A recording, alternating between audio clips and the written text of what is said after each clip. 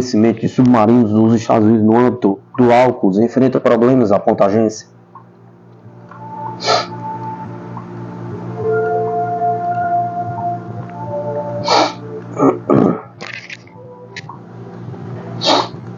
Um acordo de fornecimento de submarinos nucleares de ataque dos Estados Unidos no âmbito da parceria militar AUKUS, firmado com o Reino Unido e a Austrália, enfrenta pressão e dúvidas crescentes devido a temores de atraso, escreve a Bloomberg. Mais 3 anos mais tarde, os críticos argumentam que a parceria AUKUS teve pouco progresso. Ela enfrenta dúvidas em todos os 3 países sobre quando será capaz de efetuar as entregas. Até mesmo os apoiadores admitem que o AUKUS deve demonstrar resultados tangíveis até o final deste ano se quiser ter sucesso, relata a agência. Acrescenta-se que os Estados Unidos, em uma tentativa de compensar décadas de custo de produção após a Guerra Fria, procuram produzir submarinos nucleares em um ritmo sem precedentes desde a Segunda Guerra Mundial, de acordo com o relatório do governo citado pela Bloomberg. Mesmo que eles atinjam seus indicadores planejados, pode surgir uma escassez de submarinos de ataque nos Estados Unidos assim que eles começarem a enviá-los para a Austrália. Se avançarmos em 10 anos, ficarei chocado se os australianos tiverem um submarino, disse Todd Harrison, um membro sênior do Instituto Americano de Empresas. Parece muito otimista pensar que todos esses investimentos vão acontecer até lá. As autoridades dos 3 países não são tão pessimistas, mas admitem que o esforço enfrentou obstáculos precoces. Além dos submarinos, o Pacto AUKUS prevê que os 3 aliados compartilhem algumas de suas tecnologias militares mais sensíveis, desde inteligência artificial até mísseis hipersônicos.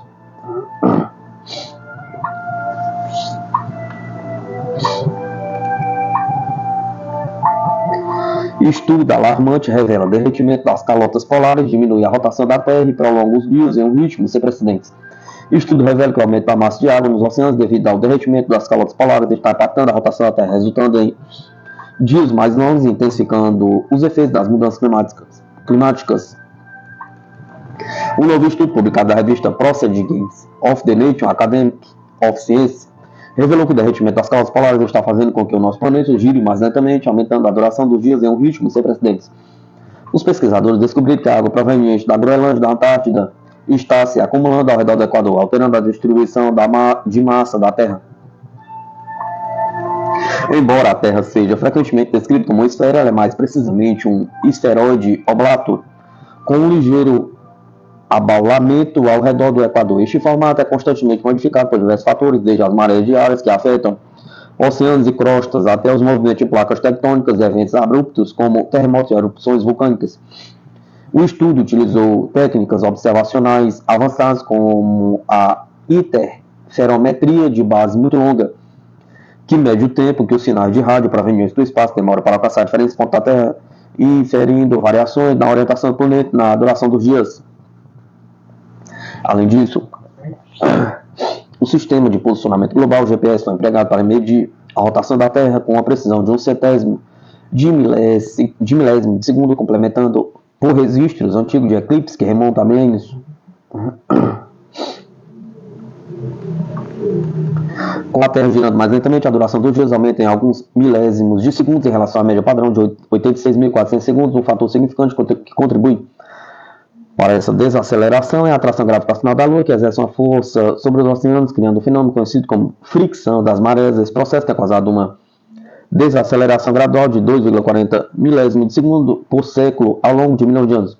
No entanto, o novo estudo trouxe uma conclusão surpreendente: se a emissão de gases de efeito estufa continuar em um ritmo elevado, o efeito do aquecimento global será maior do que o da atração lunar até o final do século XXI. Segundo Surendra Adhikari, coautor do estudo e pesquisador do Jet Propulsion Laboratório da NASA, entre os anos de 1990 e hoje, as mudanças climáticas fizeram com que os dias se tornassem cerca de 0,8 milésimos de segundo mais longos. No pior cenário de altas emissões, o clima seria responsável por prolongar os dias em 2,2 milésimos de segundo até 2100, comparando ao mesmo ponto de referência.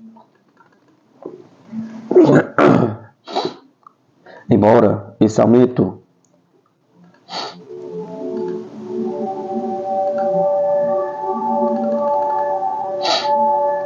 na duração dos dias possa parecer insignificante para os humanos, ele tem importantes implicações para a navegação espacial e terrestre. Benedict Soja, coautor do estudo, pesquisador do ETH Zurich, Destacou que conhecer a orientação exata da Terra em qualquer momento é crucial para a comunicação com espaçonaves, como as sondas Voyager, que estão além do nosso sistema solar. Uma pequena variação na posição da Terra pode resultar em desvio significativo na trajetória de comunicação com essas sondas.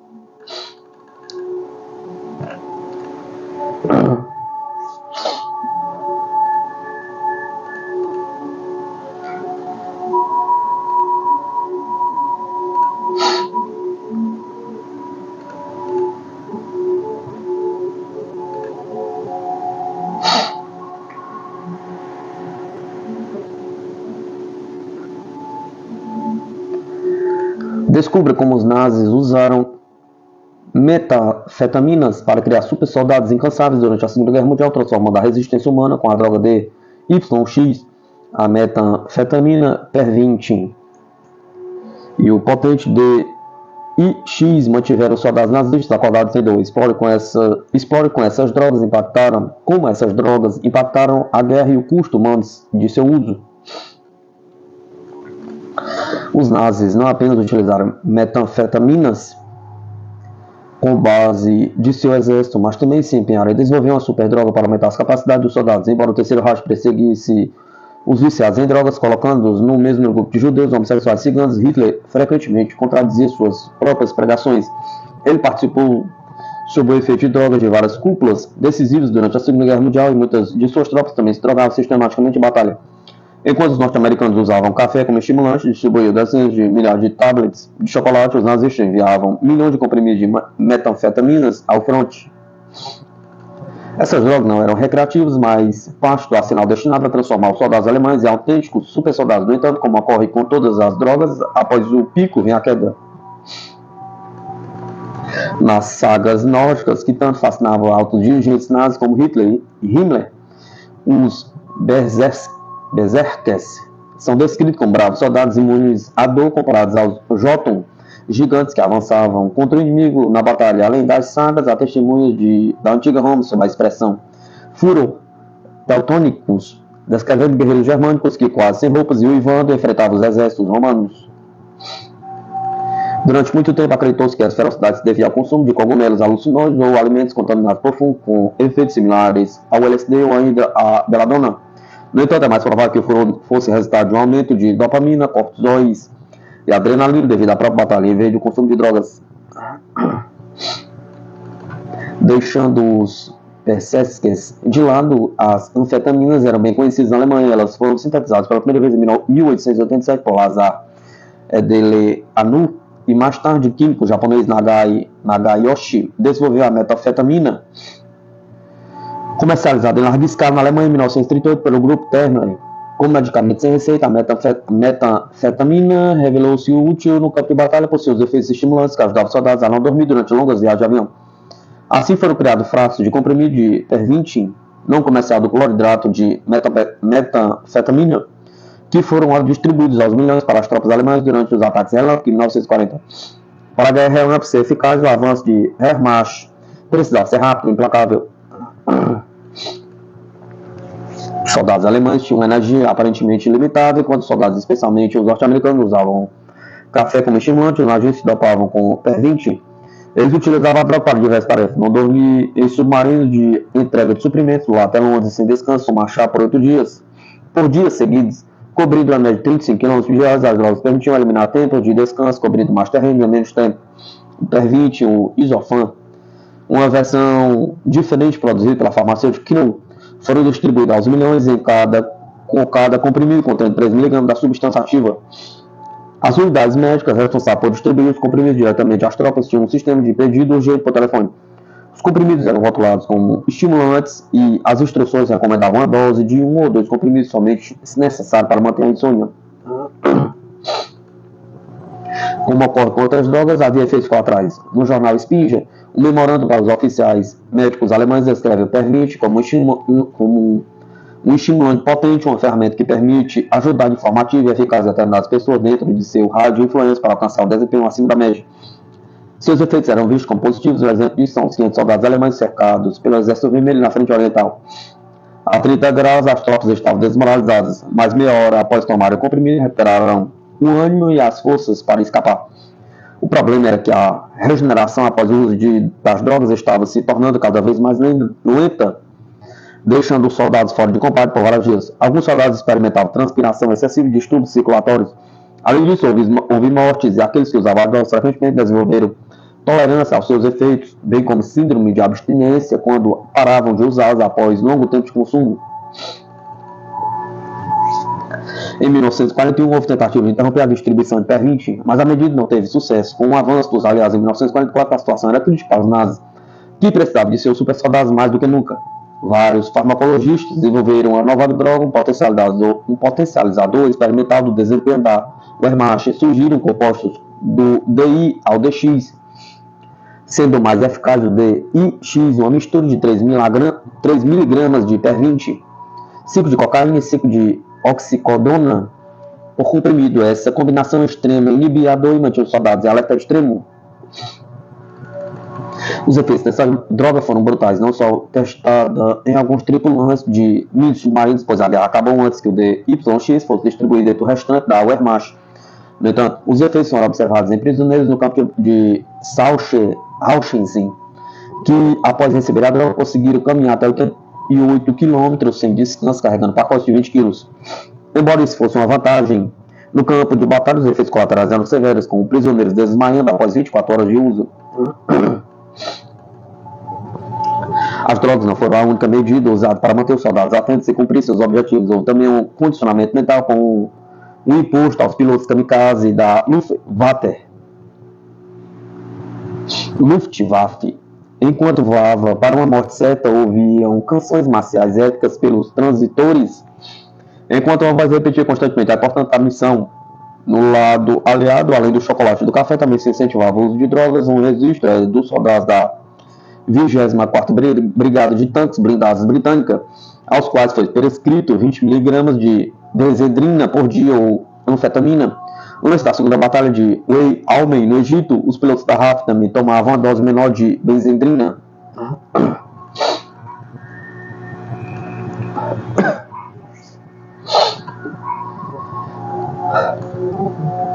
O novo governo do Reino Unido ordena a revisão das Forças Armadas esvaziadas.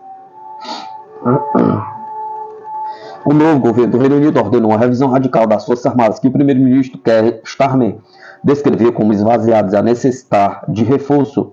Os trabalhos de revisão começaram imediatamente em reconhecimento da urgência das ameaças que o Reino Unido enfrenta, disse o governo na terceira, citando a invasão da Ucrânia pela Rússia, o conflito no Oriente Médio e as crescentes ameaças globais.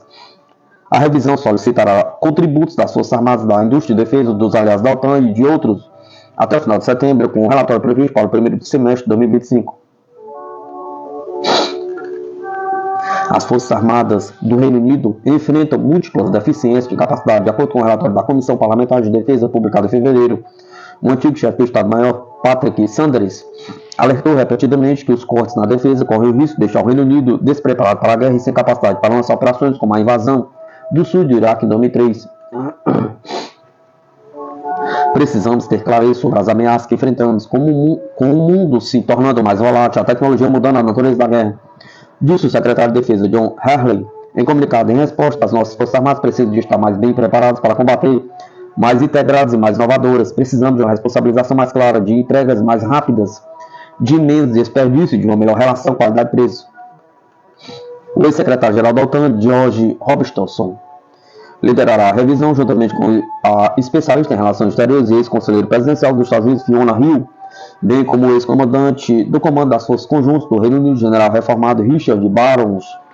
Os revisores considerarão a ameaça que a Grã-Bretanha enfrenta, as capacidades necessárias para enfrentá-las, bem como o estado das Forças Armadas. O Reino Unido e os seus aliados enfrentam um quarteto mortal composto por China, Rússia, Irã e Coreia do Norte, que trabalham em conjunto contra o Ocidente, disse Robertson no briefing. De acordo com o relato da comunicação social, ele disse que o Reino Unido e os aliados da OTAN têm de estar preparados para enfrentar os quatro, se necessário. Harley supervisionará a revisão, enquanto os revisores serão apoiados por uma equipe de especialistas de alto nível dentro e fora do governo. As pressões orçamentárias tiveram um forte impacto sobre o exército britânico, ameaçando a capacidade do Reino Unido de ser um parceiro sério na fronteira oriental da OTAN, escreveu Marion Mesmer, investigadora sênior do Programa de Segurança Internacional da Chatham House, numa nota de 10 de julho. O Exército é o menos modernizado dos serviços do Reino Unido e enfrenta uma necessidade urgente de investir em equipamento, afirmaram Nick Childers e Ben Barry, do Instituto Internacional de Estudos Estratégicos, do relatório de 12 de julho. A escassez de financiamento para as Forças Armadas Britânicas também levantou dúvidas sobre os planos da construção naval da Marinha Real, enquanto as lacunas de capacidade identificadas como a defesa integrada contra mísseis terão um preço considerável, segundo Shields e Barry. O problema subjacente é que a defesa do Reino Unido foi esvaziada numa altura em que realmente precisava de iniciar a recapitalização, disse Nicholas Drummond, analista e consultor da indústria de defesa do Reino Unido, numa publicação na rede social X.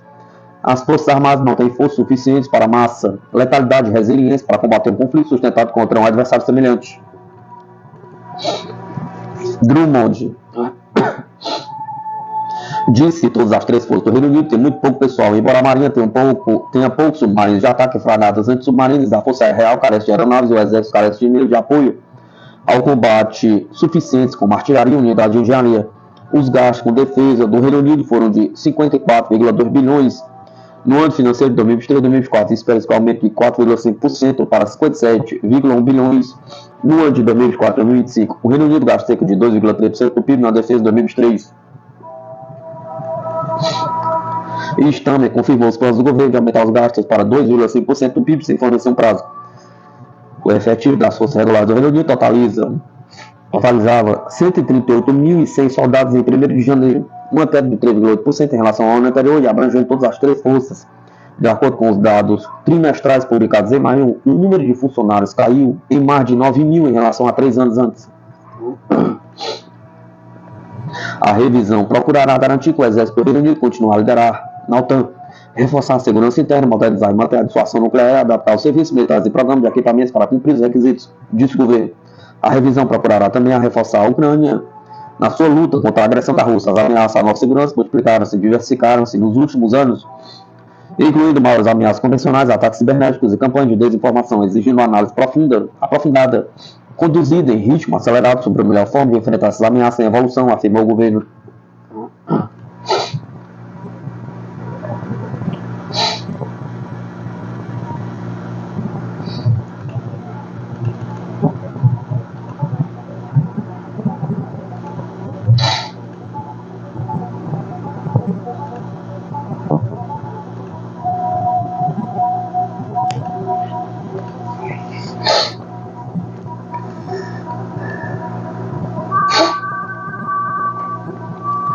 Os Estados Unidos vão implantar caças F-35 em porta-aviões no Japão para conter a capacidade da China.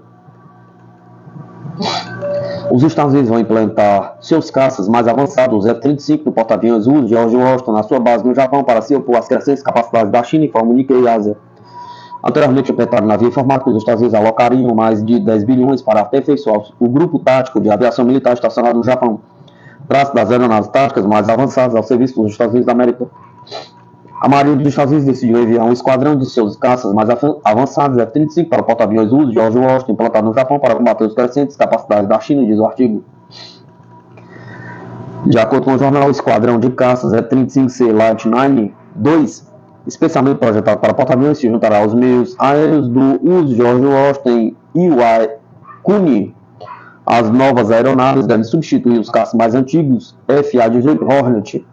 Recentemente, o Ministério da Defesa do Japão, em seu relatório anual, o Livro Branco de Defesa de 2024, expressou a opinião de que a modernização militar da China só aceleraria no futuro, dada a necessidade de impedir a independência de Taiwan, aumentar a capacidade de conduzir operações em áreas remotas, bem como foco em reduzir a lacuna com o poder militar dos Estados Unidos.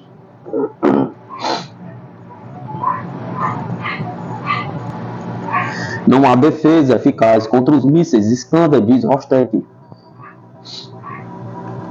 A corporação russa reagiu a um artigo da revista norte-americana militar Watch Magazine, que elogiou a capacidade dos mísseis do consórcio Vysokotosky Complex de manobra durante o voo.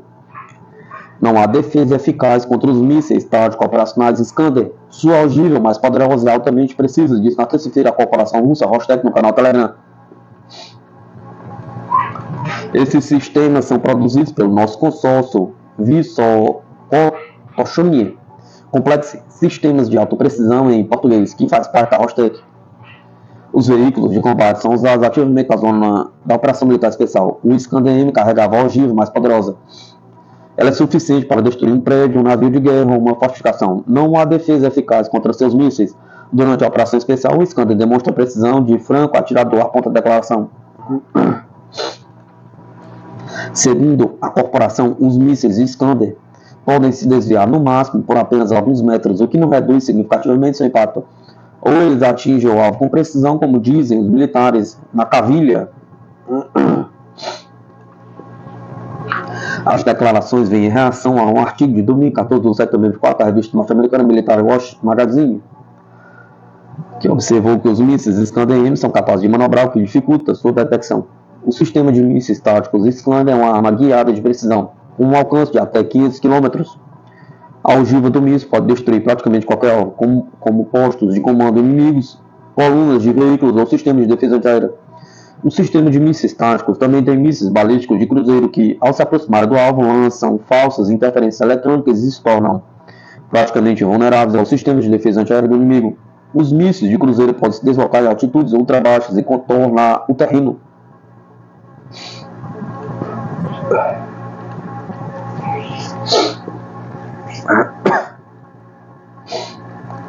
Países da União Europeia consideram adotar modelo de recrutamento da Suécia para reforçar suas tropas, diz mídia.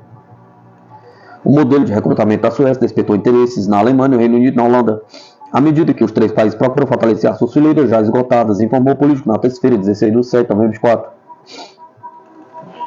Neste ano, os centros de testes de recrutamento em toda a Suécia vão examinar 110 mil adolescentes do sexo masculino e feminino, e espera-se que cerca de um quarto deles seja chamado para fazer exames físicos e mentais, afirma a apuração. Então, um terço dos mais promissores será convocado para as Forças Armadas do país para servir durante 9 a 15 meses, independentemente de sua vontade. Para adoçar a pílula, Estocolmo está realizando uma campanha de informação enfatizando os benefícios do serviço militar para o desenvolvimento pessoal e elogiando aqueles que sacrificam o seu tempo para defender o país. Berlim, Londres e Amsterdã, entre outras grandes capitais europeias, demonstraram interesse nesse sistema, uma vez que o recrutamento pode ser uma opção viável para garantir o crescimento contínuo das suas forças militares, afirma o portal. Em junho, o ministro da Defesa alemão, Boris Pistorius, propôs estabelecer o serviço militar seletivo para voluntários como primeiro passo na Alemanha.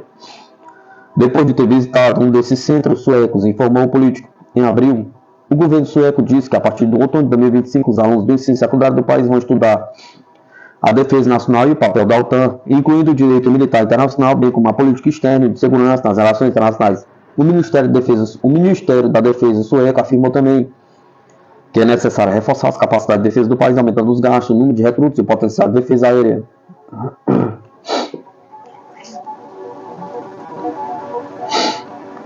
O jornalista explica por que o exército ucraniano não conseguirá lançar uma ofensiva no futuro próximo. O exército ucraniano não será capaz de lançar uma ofensiva, já que as forças armadas da Rússia estão avançando constantemente, disse o correspondente Kavita Sharma em uma reportagem do canal alemão NTV.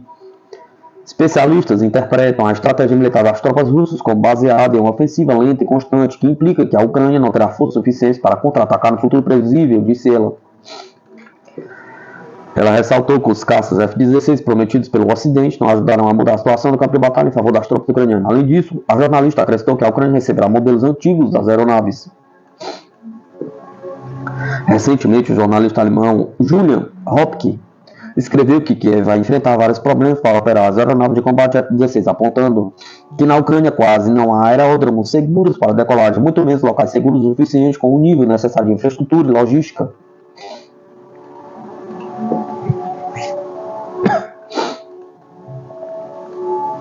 Coreia do Sul e Estados Unidos planejam realizar exercícios nucleares conjuntos na Península Coreana.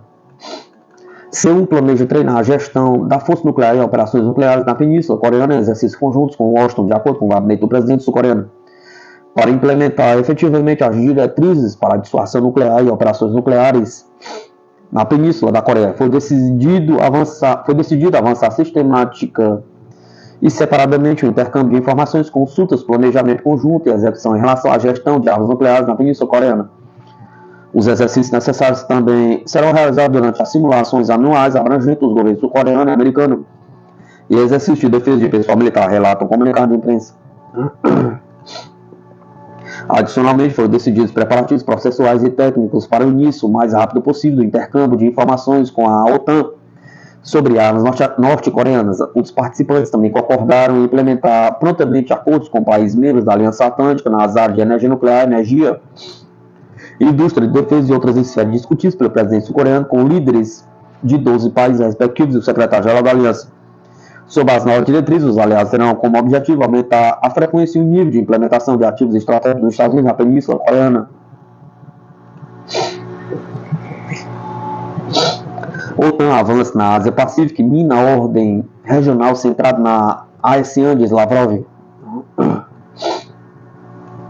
O chanceler russo criticou as ações da Aliança Atlântica, que diz estar formando blocos exclusivos como AUKUS na região da Ásia-Pacífico. Enquanto a arquitetura de segurança regional é baseada em princípios de igualdade, a infraestrutura militar da OTAN está se deslocando para a região da Ásia-Pacífico para minar a arquitetura de segurança existente na região, disse o ministro das Relações Exteriores da Rússia.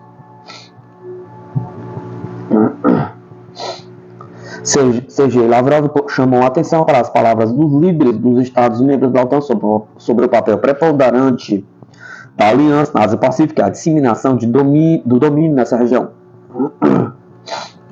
A infraestrutura militar da OTAN está avançando para a região do Oceano Pacífico com um objetivo óbvio: minar a arquitetura centrada da ASEAN, sigla em inglês para a Associação das Nações do Sudoeste Asiático, que por muitas décadas foi construído sobre os princípios de igualdade, consideração de interesse mútuos e consenso, disse Lavrov em reunião do Conselho de Segurança das Nações Unidas.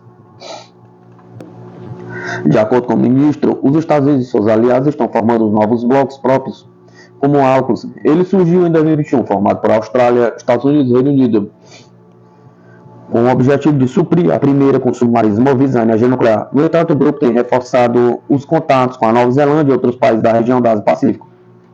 A China e vários especialistas internacionais veem o AUKUS como dirigido contra Pequim, uma tentativa de conter sua ascensão na arena internacional.